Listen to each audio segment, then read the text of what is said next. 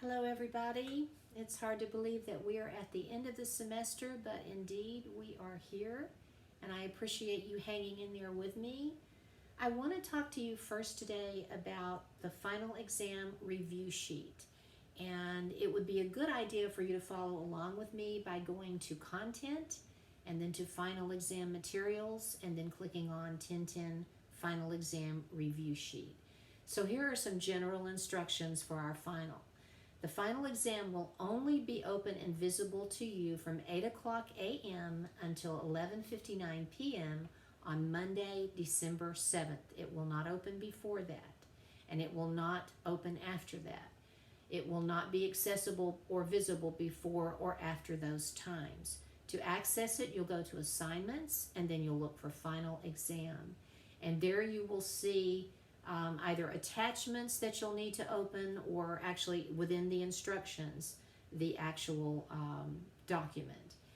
And you'll need to read the text that you'll be writing about along with the specific instructions from the English department, because all 1010 students at Pellissippi take a common final exam. Very important to remember that you will not be able to submit the final after 11:59 p.m. on Monday, December 7th. If you have not submitted it by that time, you receive a 0. The 1010 final consists of a brief summary and response essay that you will write in response to a short text that you will first read through carefully. So if you recall, our very first major paper, paper 1, was a summary and response. So you'll essentially be doing the same thing you did in paper 1. However, this time around, it will be much, much shorter. Just 2 paragraphs total. That's it. Not a full paper. 2 paragraphs only. The first paragraph will be the summary part. The second paragraph will be the response part. Note that you may and you should use your Little Seagull Handbook as you're writing. You may and should also look up any words from that text you're reading that you do not understand as well in a dictionary, either a hard copy dictionary or online. I encourage you, if there are footnotes in the text that you're reading, actually look down at the bottom of the page and read the footnotes, because knowing what the words mean will help you to do better on the final exam. The final exam for English 1010 is always administered cold, and what that means is students do not see the actual text that they'll be writing about, nor the prompt question that directs their writing until they take the final exam. So you will not know until the day of what it's actually going to be. We will, however, spend review time this week looking at a sample text, and I'll encourage you to try your hand at actually writing a short summary and response to that practice text. We will use May Sarton's The Rewards of Living a Solitary Life as our sample essay for a practice run.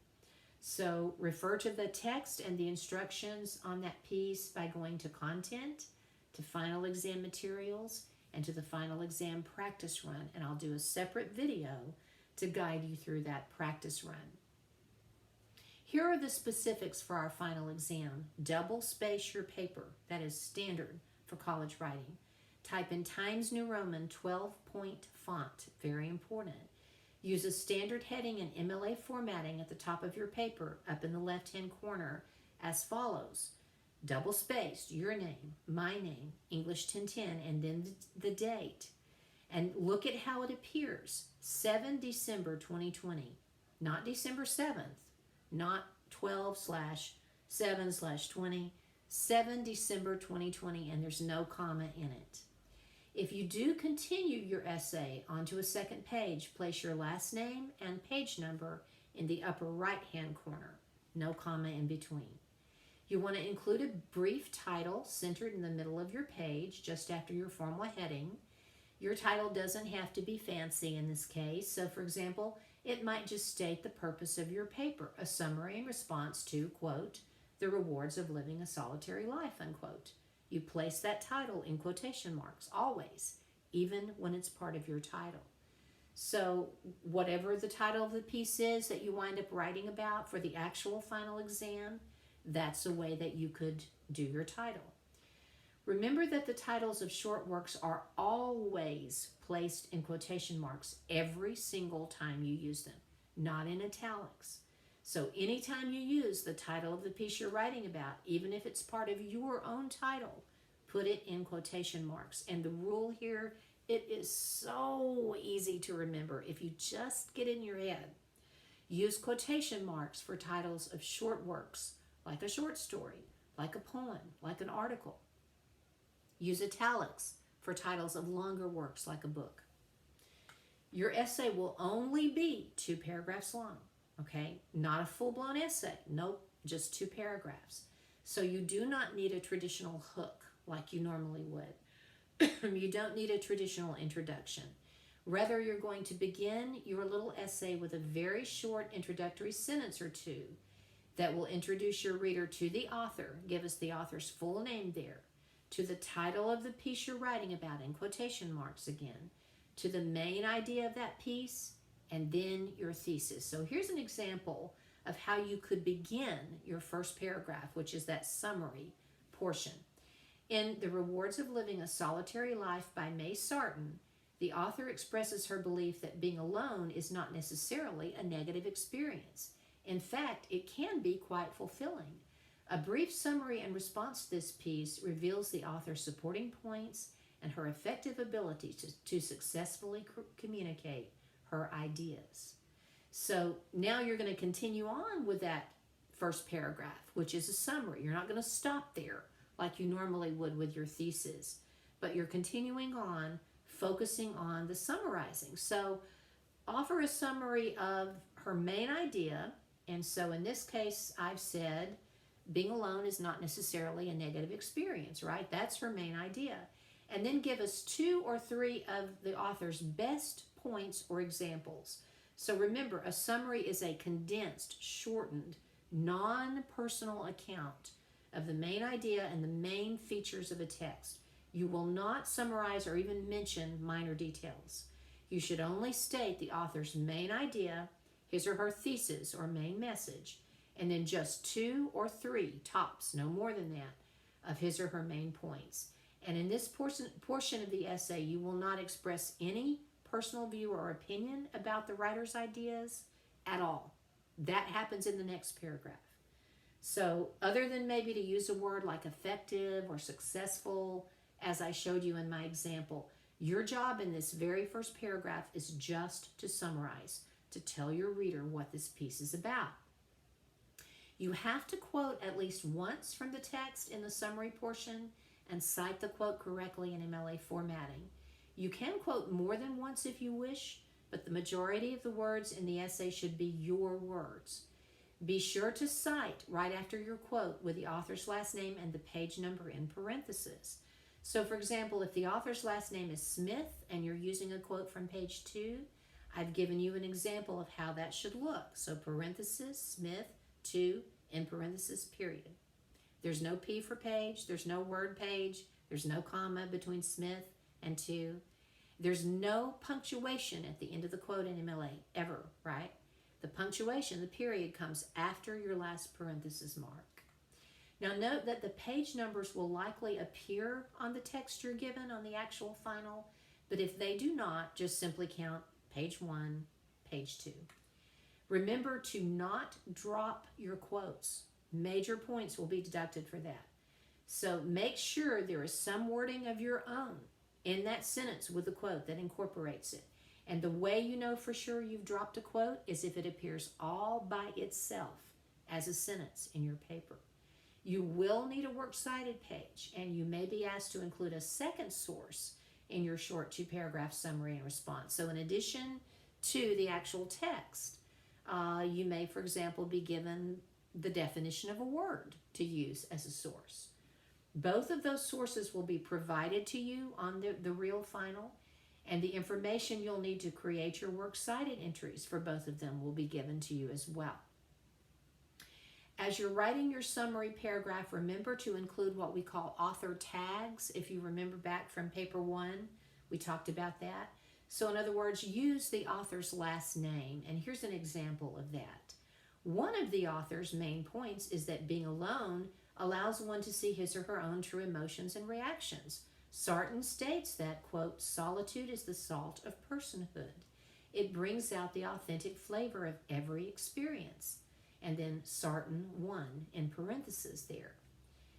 You want to use literary present tense. So in other words, do not write Sarton stated that or Sarton believed that, but rather stay in literary present. Sarton states and Sarton believes, right? That's what we do when we're writing about literature. The next paragraph that you write, that second paragraph, you'll focus on the response portion. So you may agree with the author's ideas and you may spend that second paragraph talking about your agreement. You may disagree and you could spend your time talking about that. You may talk about your thoughts about how the piece is written. So is it well written? Does it employ logos, logic, ethos? Does the writer seem credible? Pathos, does it use emotion? Does it use effective techniques and strategies in imparting the ideas there?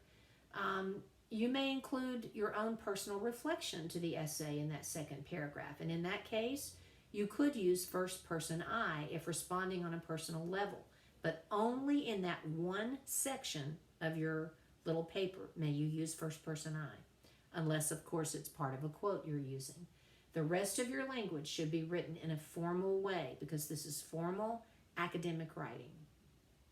So you want to steer away from vague words like things. You want to steer away from informal, cliched language. You may and you should use your little Siegel handbook as you're writing. You may look up the meanings of words that you don't understand.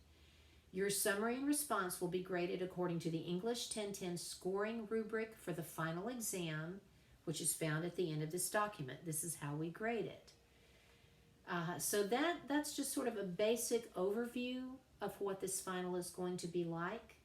And as I say, you want to also follow along with me on the practice run because that will be very, very helpful to you. I strongly encourage you to do that. Let's quickly go over just some final exam, end of the semester policies as well.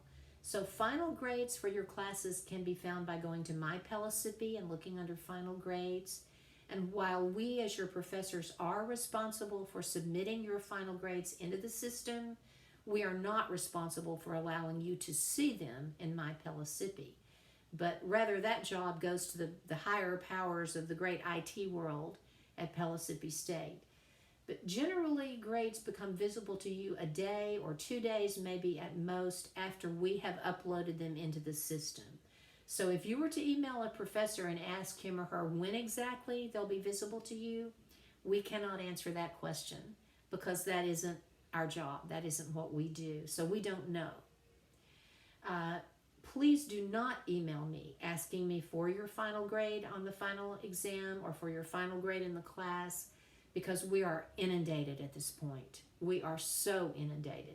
We are grading, we are posting grades for over 100 people in 4 different sections, and we cannot respond to 106 individual inquiries. We would be crazy beyond belief, and we wouldn't be able to grade if we did. Note that you can see your current running grades for all assignments in the class by going to grades on your Brightspace course page. And those grades can and will change as assignments are completed, obviously, and figured into the system. Grades are calculated by the Brightspace system. However, I'm old and I don't trust these fancy smancy computers. So I also keep a separate hard copy of grades in a grade book that I manually enter at every step along the way. And I check Brightspace's calculations against mine to make sure they match up. For paper 4, please note that I will use editing marks only in the grading process rather than making actual comments as I have in the past.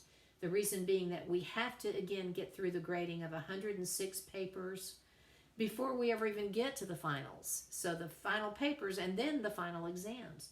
And therefore, we just don't have time to comment thoroughly on these last major papers the way we have on all the others before this. You can, however, and you should, use the proofreading marks and abbreviations that I will use in grading your paper sheet to decipher the meanings of those editing marks. So you'll find that by going to Content and then to Course Documents and look for that proofreading sheet. Finally, I just want to say I thoroughly enjoyed having each one of you in my class this semester. I know that this has been a challenging one for you. It has been for all of us. I thank you so much for hanging in there with me. And if there's ever anything I can do to be of help to you in the future, please call on me. And hopefully visit me when the world returns to normal in my office, and I assure you it will. Note that I am teaching 3 sections of 1020 Comp 2 in the spring. 2 of them are globalized, 1 of them is normal, but they're all good, and I'd love to have you. And then again, see that scoring rubric here at the end of this sheet that just shows you sort of how we judge those final exam little 2-paragraph essays. Thanks so much for your time, and again, tune in and listen to the other video that I'm going to upload about the practice run.